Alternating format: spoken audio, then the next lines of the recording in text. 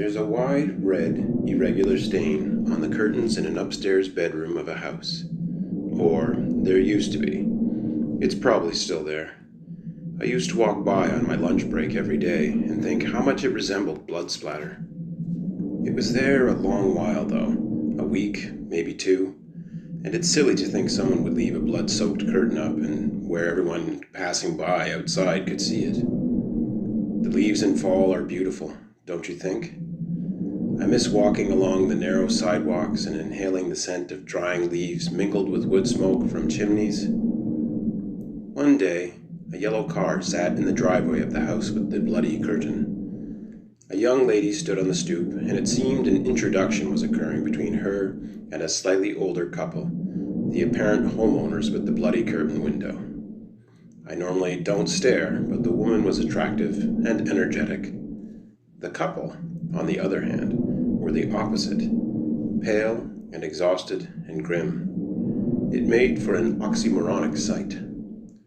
I thought little of it until I passed the side of the house and I saw the curtain had been removed and replaced with a fresh one. However, I came to the quick conclusion they wanted to make a good impression on this young woman. Perhaps she was a social worker or potential employer.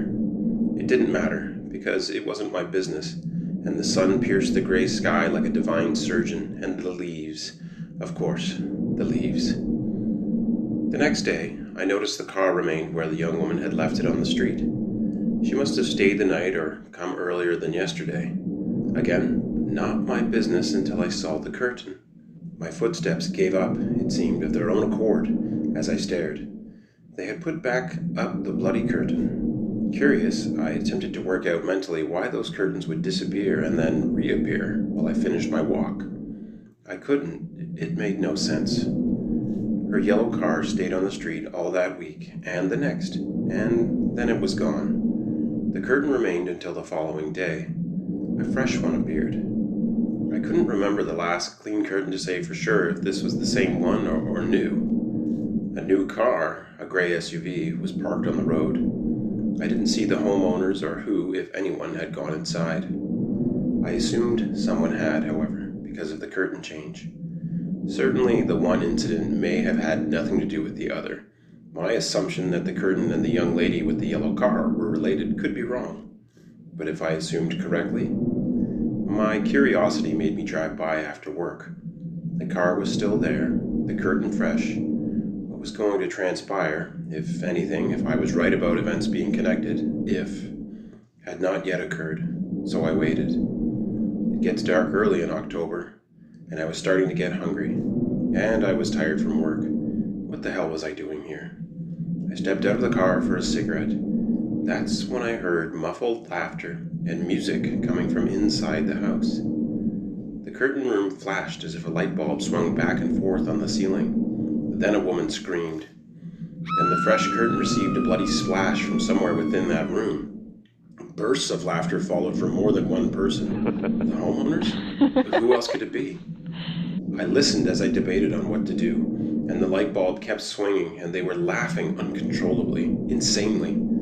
Beneath the noise, I thought I heard whispered words. It could have been someone just talking or pleading. I dropped my cigarette and took a few steps towards the house.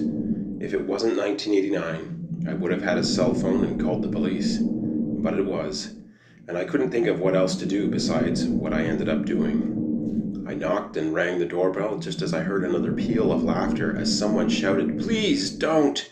from upstairs. I swear I heard it. That's why I started ramming my shoulder into the door. That squishy liquid explosion sound came again, an impact against the bloody curtain. It had to be. What the hell was going on in there? Well, I never found out. It took a while to break open the door. I'm not a big man. That was my first and last break and enter. I didn't notice the laughter had ceased, and when I got inside, the scene was more bizarre than expected. Two women. The young, attractive one I'd seen before, and a new one, the presumed owner of the gray SUV outside, sat on a couch in an identical pose. Their backs were straight, and their hands folded over their knees. The woman I'd seen previously was wearing the same clothes she arrived in, jeans and a t-shirt. The other was dressed casually as well. More than a single set of coveralls had been hastily discarded in a corner of the living room. The flash of a television I couldn't see sporadically illuminated their faces, which were placid and strange in a way I didn't understand until I got close. Their eyelashes weren't made of tiny hairs. They were spider legs, striped and slender and moving as if the arachnid body had slipped under their eyelids. Neither woman blinked or seemed bothered by the minuscule tapping of the legs against their naked eyes. The place smelled of cooking meat. "Are you okay?" I whispered. The pallid homeowner stepped into view from where I thought the television was. "What are you doing in our house?" the woman said with only mild concern. I'd just busted through their door, and yet they weren't in a state of shock or terror or on the verge of defending themselves. Instead, they waited. They just waited. "What the hell's going on in here?" I managed to ask. The gruesome pair exchanged a dreamy look and then smiled wide, revealing teeth so putrid they were green. "You must mean the tomato sauce." "He saw the tomato sauce on the curtain," the man said. "We spilled tomato sauce on the curtain," the woman said too fast. "That? No, you didn't," I said. They kept smiling.